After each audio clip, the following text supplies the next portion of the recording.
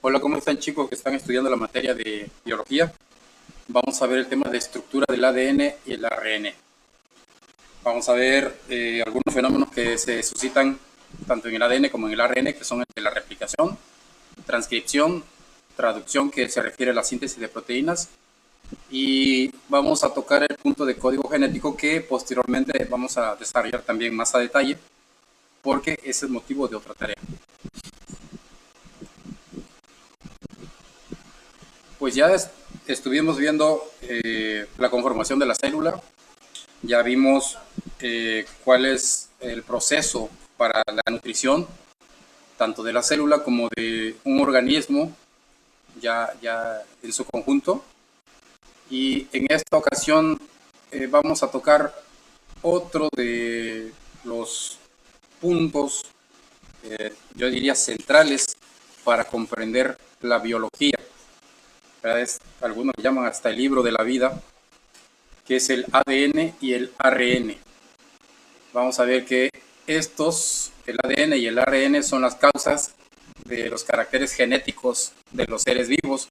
Eso explica por qué los hijos se parecen a sus padres y por qué, bueno, aunque en algunas ocasiones hay algunos saltos genéticos porque el organismo se adapta a las diferentes circunstancias, eh, prevalecen características, sobre todo aquellas que son primordiales para conservar la vida. Y bueno, tanto el ADN como el ARN son un tipo de ácido nucleico. Y si ustedes echan memoria un poquito atrás, han de recordar que estas son moléculas portadoras de la información genética, son las responsables de la transmisión hereditaria, que sus nucleótidos están formados por moléculas de azúcar, una base nitrogenada y un grupo de fosfato, todos unidos por enlaces éster de fosfato. Esto ya lo habíamos comentado. Y bueno, de cualquier manera como les decía, vamos a echar un poquito a andar el recuerdo. En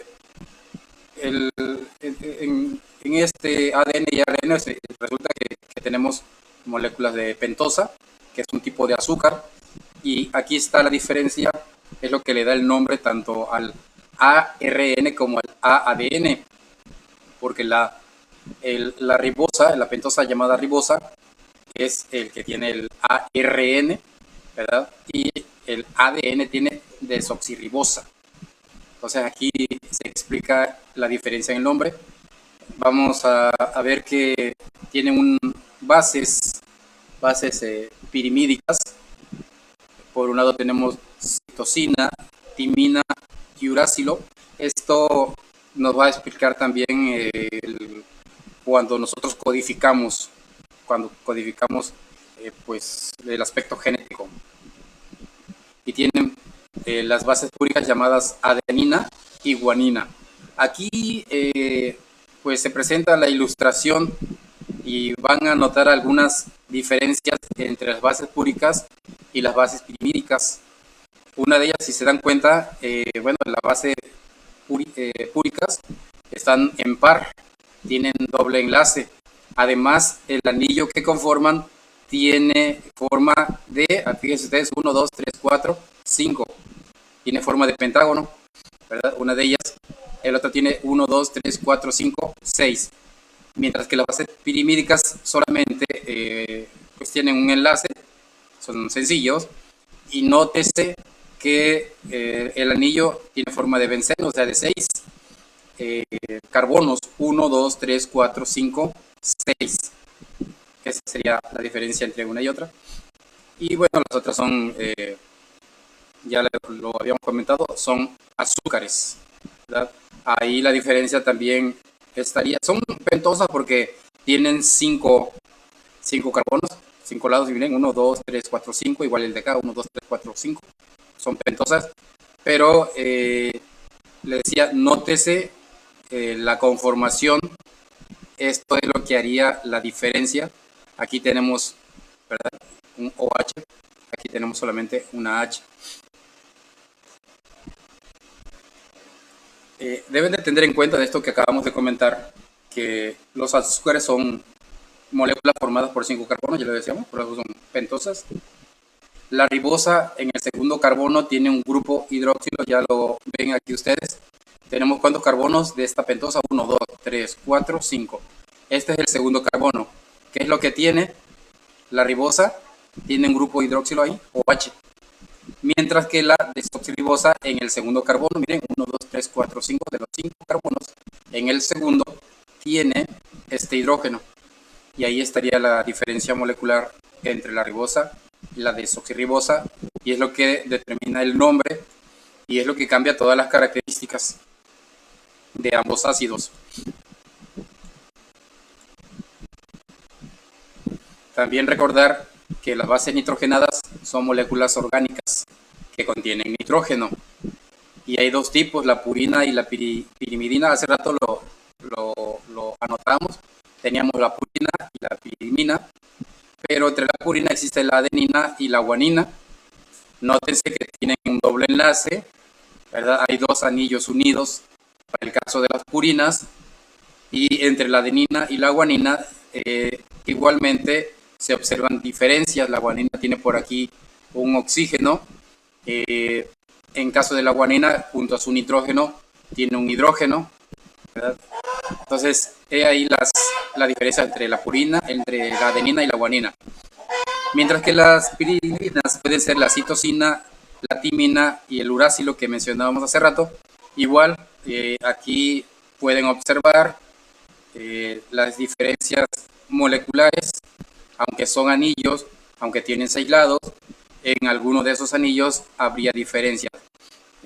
Simplemente se lo señalo, citosina, el hidrógeno, ¿verdad? La timina tiene por aquí un H3C, y en el caso del uracilo, nótese que solamente tiene aquí un oxígeno, ¿verdad? En lugar de este NH2. Esas serían las diferencias estructurales. Y vamos a empezar entonces con el ADN.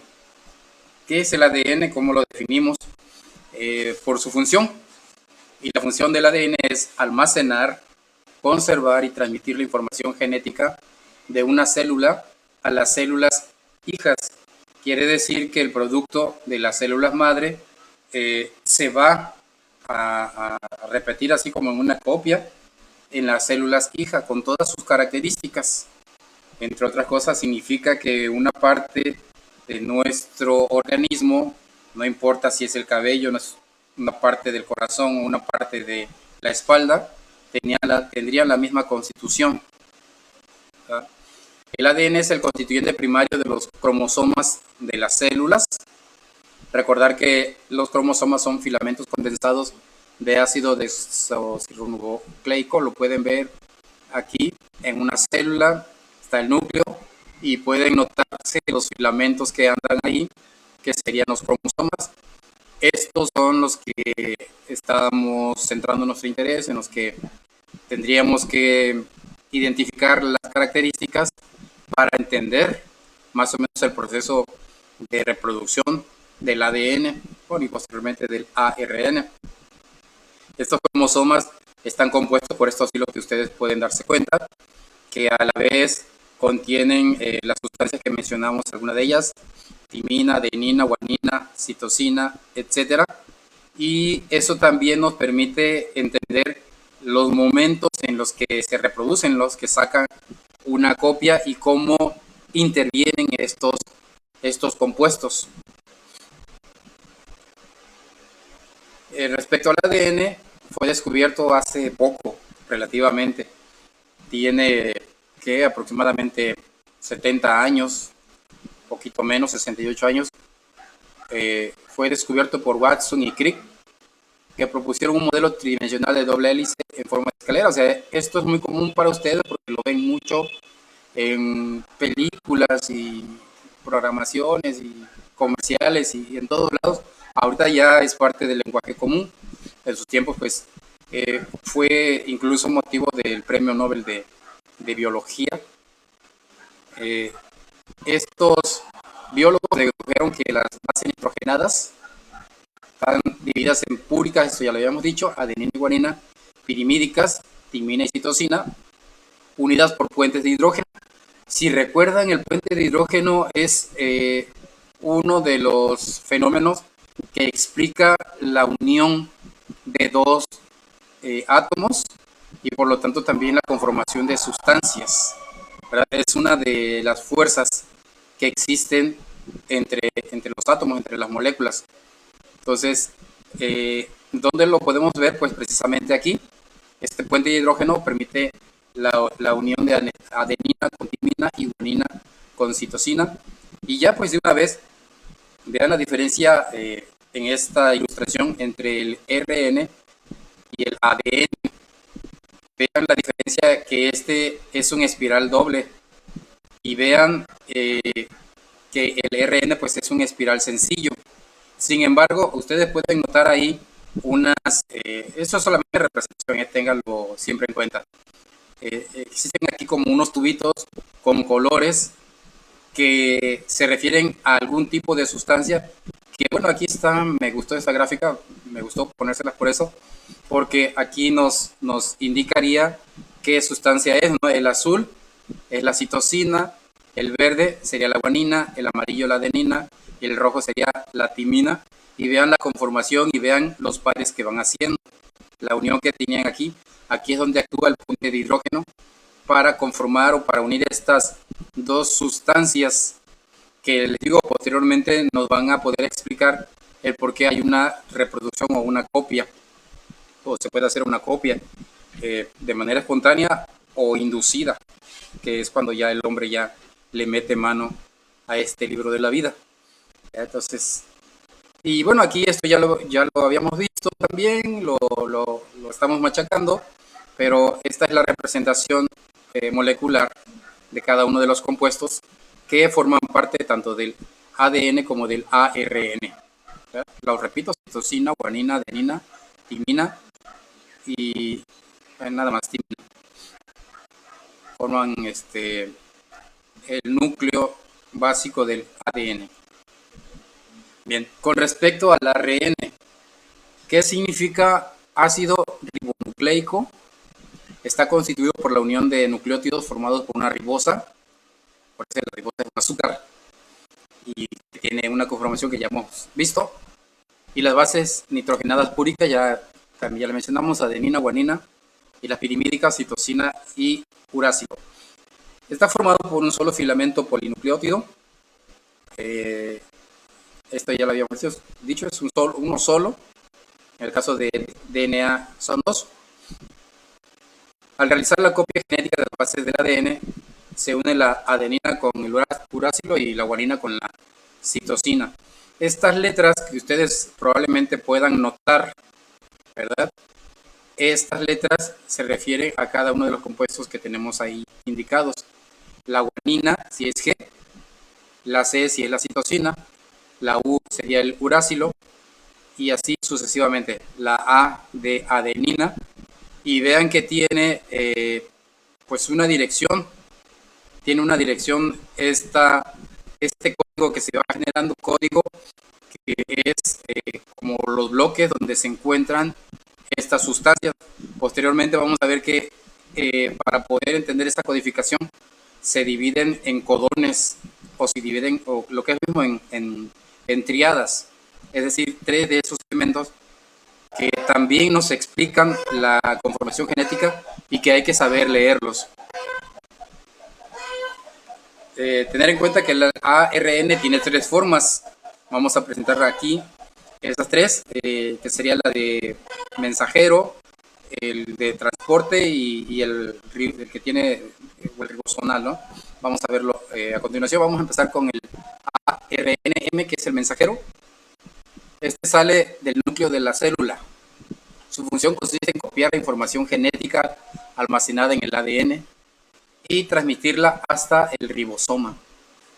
Este es el ritmo que sigue, el sentido, y vean esto que mencionaba hace rato, que existen bloques para su estudio, que también se le conoce como tríadas, o codones, los codones, que es más comúnmente mencionarlos así, codones.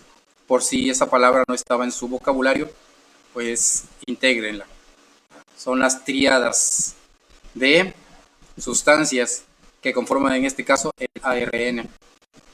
Tenemos otro tipo de ARN que es el T transferencial. Este realiza la traducción del código genético. Se encuentra en el citoplasma. Es el encargado de transportar los aminoácidos a los ribosomas para incorporarlos a las futuras proteínas. Entonces, también tiene un sentido, es el que hace la transferencia, traducción de un código genético, y finalmente que se interpreta, pues esto se convierte en un nutriente. Y tenemos el ribosomal, el ARNR, ribosomal. Es el componente principal de los ribosomas. Se encarga de la síntesis de las proteínas, según la secuencia de los nucleótidos interpretada del código transmitido por el ARN, por el mensajero. Aquí viene el mensajero, pasa por el ribosoma y este realiza la síntesis para que esto se convierta en un nutriente, una interpretación, vamos, lo cual pues se genera, o lo cual hace que se genere una proteína especial. Y bueno, ahora sí vienen los procesos estos de duplicación, de multiplicación. El primer caso es el de la replicación. Durante este proceso, cada cadena o filamento se reproduce con su complemento. Reproduce. La doble hélice se abre, se separa y cada cadena actúa de molde para la síntesis de la nueva cadena con bases nitrogenadas complementarias a la de la base original. Este se conoce como mecanismo semiconservatorio original y fue un nombre dado por Watson y Crick, esos biólogos que decíamos que incluso habían recibido el premio Nobel de biología. El proceso de replicación se lleva a cabo en 3 etapas: iniciación o desenrollamiento, suena como raro, aquí por cierto está mal escrito, debe ser con una R. Desenrollamiento, elongación, terminación o corrección de errores. Son las 3 etapas o los 3 momentos de la replicación. Y vamos a ver el primero de ellos, que es el de iniciación o desenrollamiento. Las enzimas quirasas se encargan de desarrollar la doble hélice. En este momento se venía la hélice doble. En este momento actúa la enzima que posteriormente se encarga, pasa por la helicasa, otra enzima, se encarga de romper los puentes de hidrógeno, estos que decíamos que permiten la unión entre estas dos sustancias. De ahí se forma la horquilla de replicación. Y por último, las enzimas topoisomerasas impiden que se formen otras estructuras secundarias, digamos, que generan la cicatrización, el sello, para que no continúe este proceso de desenrollamiento, ¿verdad? Aquí muere, entonces, bueno, no muere, mal dicho. Aquí, digamos, se sella este proceso de replicación. De ahí tenemos la otra etapa, que es de elongación, donde la enzima pirimasa inicia la replicación y genera el fragmento de ARN cebador en sentido 5'3'. Posteriormente, la enzima polimerasa reduce el extremo 3' del cebador e inicia la sintetización en dirección 5'3". En una de las cadenas existe el límite que causa la abertura de la cadena madre, por lo que la elongación se produce continuamente gracias a los fragmentos de Okazaki, y la otra cadena de replicación es continua hasta encontrar el punto de iniciación. Y creo que toda esta teoría la podemos reducir gráficamente en esta ilustración, donde podemos darnos cuenta de en qué momento intervienen estas enzimas, la ligasa, la primasa, el momento en el que se hace la segmentación, que bueno, cada uno sigue por su rumbo, ¿verdad? Y cuando finalmente pues hay un proceso otra vez de unión, ¿verdad? Esto, en otras palabras, pues sería una copia, una duplicación. Y claramente cuando hay muchos procesos, o sea, lo estamos diciendo así lentamente, pero lo cierto es que es múltiple, es, como dicen ahora, multitudinario, ¿va? Es un gran número de procesos que se dan y que pueden presentarse errores, ¿verdad? Entonces, es necesario que haya corrección de esos errores.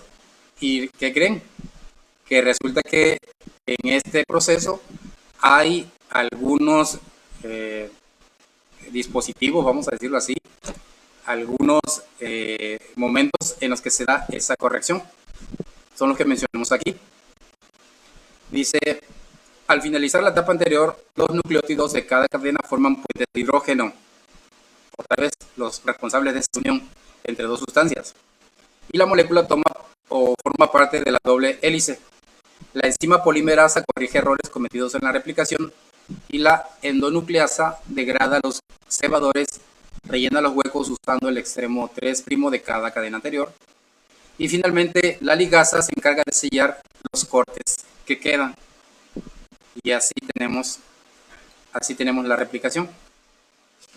Bien, también tenemos el proceso de transcripción, que es un proceso en el que se reescribe la información. Esta etapa consiste en copiar la secuencia del ADN de un gen para producir una molécula de ARN. O sea, del ADN obtenemos el ARN. Eso es la transcripción. Varios tipos de ARN pueden ser sintetizados así por la enzima ARN polimerasa, el ARN ribosomal de transferencia, los pequeños ARN nucleares o citoplasmáticos y los ARN mensajeros, que serán luego traducidos a una cadena polipéptida. Ahí está la ilustración de cómo se da este proceso de transcripción, donde del ADN obtenemos ARN. Y vemos la polimerasa que se encarga y forma parte de este proceso de transcripción. Para que se sintetice el ARN da inicio en el molde ADN, que está dividido en varias regiones, y en estas regiones se encuentran genes que sirven como unidades de transcripción. Ojalá tengamos la capacidad de imaginación de la que hablaba Einstein, que un niño, si tiene la imaginación de verse montado sobre un haz de luz que anda deambulando por el universo, quiere decir entonces que ya es capaz de comprender. Así también nosotros, para que seamos capaces de comprender, debemos de tener esa capacidad también de imaginación, ¿verdad? Porque este es un mundo microscópico, si no vamos a sentir que nos están hablando de cosas marcianas inentendibles. Realmente no es así. Simplemente hay que ir imaginando que inicialmente en ese ADN hay secciones, que tomamos una sección de ese ADN y es ahí de donde vamos a replicar, ¿verdad?, el ARN. En estos genes hay un sitio llamado promotor o caja, caja TATA, que se refiere a timina, adenina, timina, adenina. Es la unión de proteínas implicadas en el proceso. Busquemos eso en el ADN, ¿no? El TATA. Estas proteínas desarrollan la doble hélice de ADN y forman una burbuja. La enzima ARN polimerasa 2 inicia la transcripción en sentido 3'5 y a ella se agrega energía en forma de ATP. Todo es que haya esa separación, se le añade ATP y se genera nuevo ARN. Este ARN, para que se copie a partir del molde de ADN, cuando la polimerasa alcanza una señal de finalización, libera del ADN del molde y una copia de ARN que se ha sintetizado. Y ahí tenemos ARN. ¿Ven eso que está en rojo? No, bueno, las letras están en rojo y hay así una especie de flechita en color amarillo huevo, amarillo ocre, ¿verdad? Eso sería el ARN. Y este se genera a partir del ADN, que es lo que viene en doble hélice. Bien, otro proceso es el de traducción, que ya es síntesis de proteínas. La traducción es el proceso por el cual la secuencia de nucleótidos de un ARN es utilizado para ordenar y unir aminoácidos en una cadena polipéptida. Esta conversión de información se conoce como decodificación. Incorpora 15 aminoácidos por segundo, o sea, es mucho y esto es muy rápido. Hagan sus cálculos si tienen idea de un segundo y hagan sus cálculos si son 15 por segundo. Vean cuántas fracciones de segundo para que se genere cada uno de ellos. Es una rapidez bárbara. La traducción inicia cuando el ARNM, el mensajero, copia la información del ADN. Esta información está codificada en forma de tripletes, ya lo habíamos mencionado. También lo llamamos codón, ¿verdad? Cada 3 bases constituyen un codón que determina un aminoácido. Posteriormente, el ARNT transferencial, que tiene la forma de trébol, traduce el mensaje a través de su anticodón, que se une por complementariedad al codón del ARNT y puede asociarse a un aminoácido específico gracias a la unión que realiza la enzima aminoacil ARNT sintetizasa y transportarse hacia los ribosomas. Y aquí tenemos la ilustración de cómo se da el proceso indicado de manera teórica, aquí de manera gráfica, ¿verdad? La incorporación del ARNT es de un aminoácido cuando entra a la zona ribosomal y cómo se da esta generación, ¿verdad? El ribosoma se forma cuando la subunidad mayor se une a la subunidad menor y así pueden ingresar el ARNM junto con el ARNT que carga los aminoácidos. El ARNT es indispensable para que se forme el ARNR que interprete el mensaje, pues es el encargado de llevar a cabo la síntesis de proteínas en los ribosomas. Igualmente aquí tenemos la representación, ¿verdad?, de este proceso.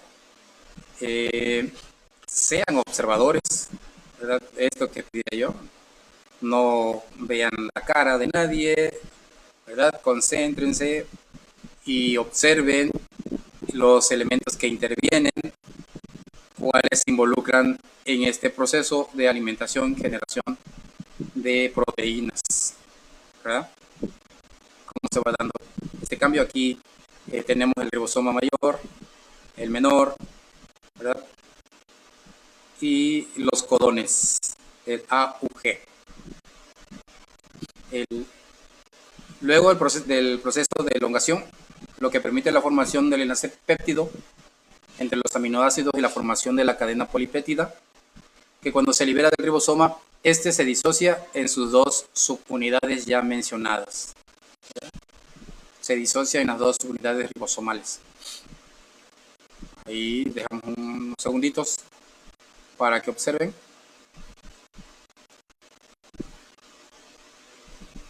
Bien. Ahora vemos qué es el código genético. Se le define como el conjunto de reglas o normas por las cuales la información contenida en el ADN se traduce en una proteína con una estructura y función específica necesaria para un individuo. Si sabemos describir, si podemos entender cómo se da este proceso, ¿verdad? Podemos estar preparados también para incluso, y todavía eso ya es un problema ético, para modificar genéticamente a algunos seres vivos. Actualmente se sigue discutiendo esa parte, que ya es cuestión de filosofía, no es cuestión científica. ¿Qué tan válido es éticamente hacer esas modificaciones en los seres vivos, ¿no? Donde se obtienen vegetales que puede ser fosforescentes, por ejemplo, fluorescentes, que pueden brillar, dicho mejor, que pueden ser luminiscentes, ¿verdad? ¿Qué tan válido es?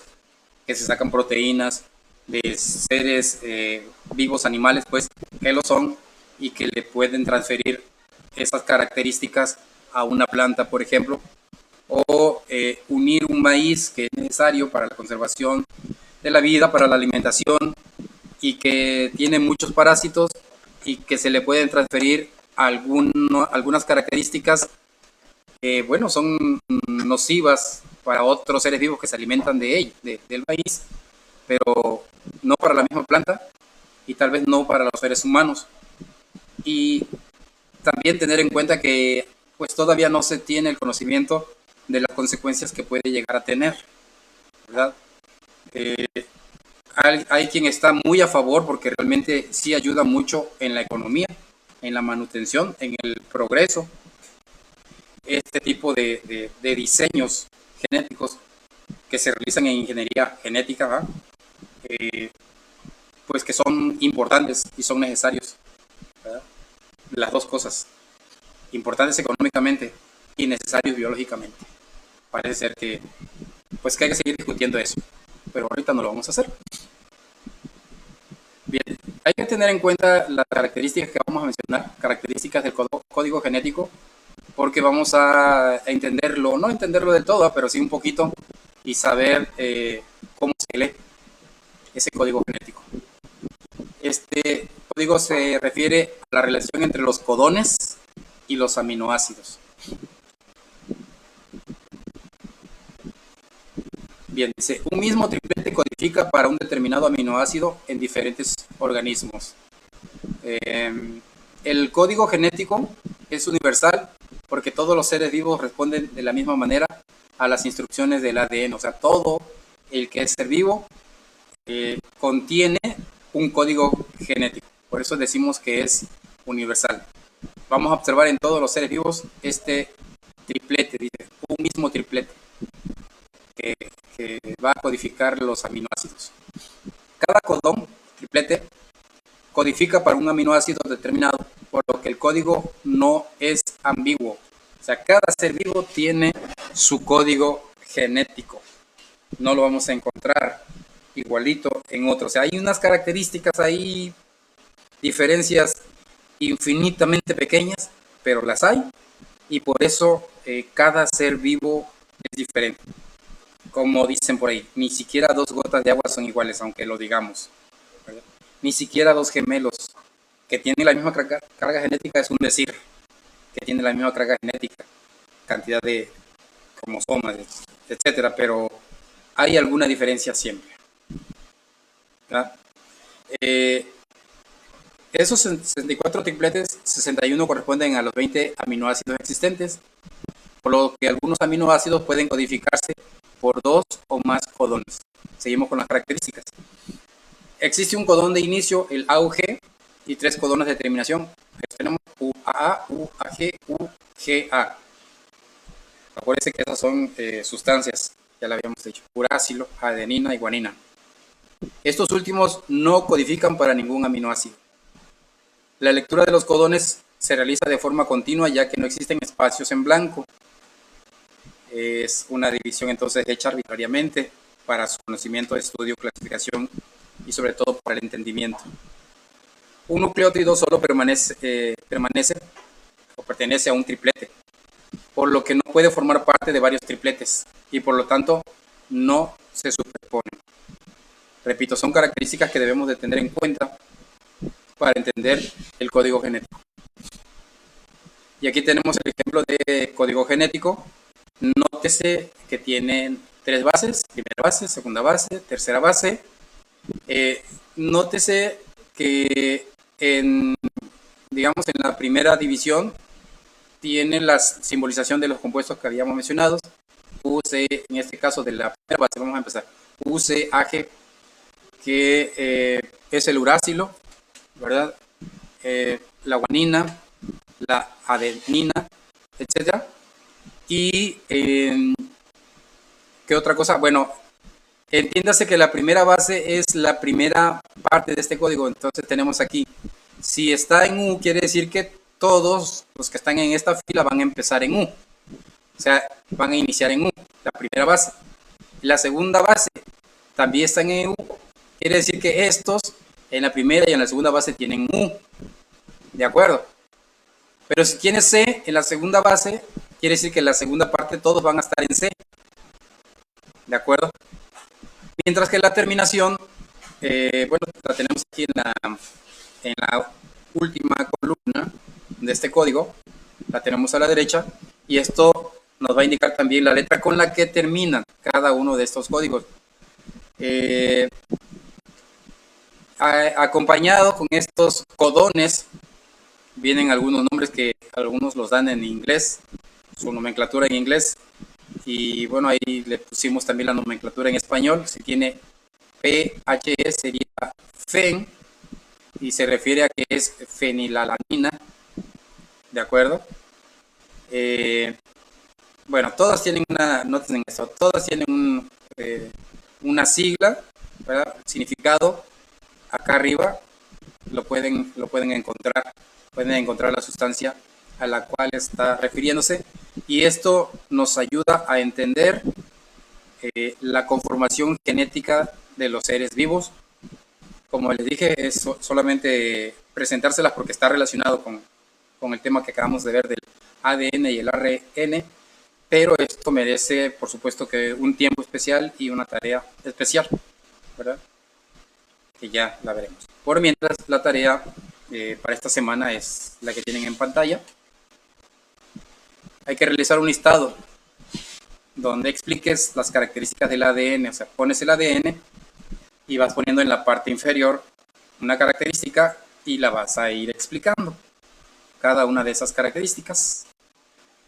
Por supuesto que te va a ayudar muchísimo la guía, te va a ayudar muchísimo, o eso espero, que te ayude esta sesión, y también que investigues en internet con expertos, y que, bueno, y también pues algún libro de texto de biología del pasado, o alguien que te pueda ayudar por ahí con un libro de texto de biología.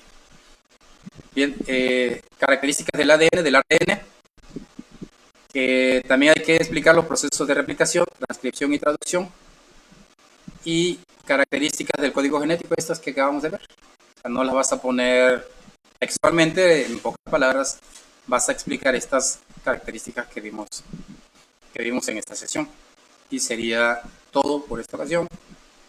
Y pues nada, seguirles pidiendo que se cuiden, que bueno, parece ser que más de la mitad del grupo nos vamos a ver en próximas clases presenciales, y en esta ocasión seguimos ahí a disposición para cualquier duda en el número personal de WhatsApp, y la tarea ya está compartida en clase. Hasta la próxima.